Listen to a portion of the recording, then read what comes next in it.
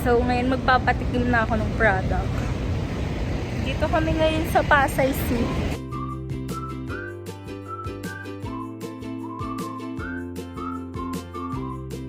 Na. Sige, kuya. Sausaw mo sa atin. Ikaw muna. Sausaw mo dito sa dipka, kuya.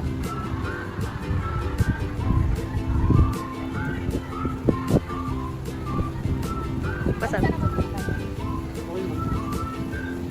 Sa tingin niyo po yung magkano? Ano ba naman yan? Squid. Squid shrimp. Pero sa 10 pesos yun. Tingin mo. Kuya, mag-ano? Pwedeng dito.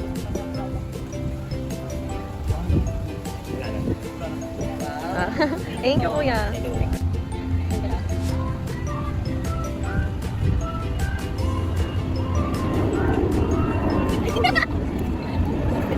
Kamusta naman po yun, Sarap.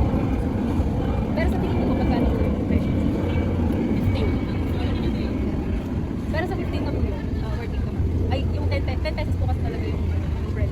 Pero sa 10 pesos, okay naman po yung price. Ano po sa tingin niyo pwede pa?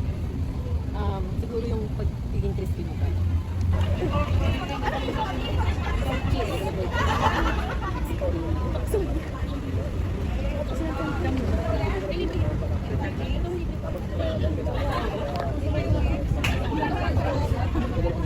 Kamusta naman po yun?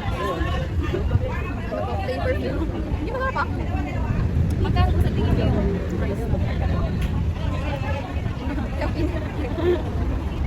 Or it's 10 pesos. Worth it po ba?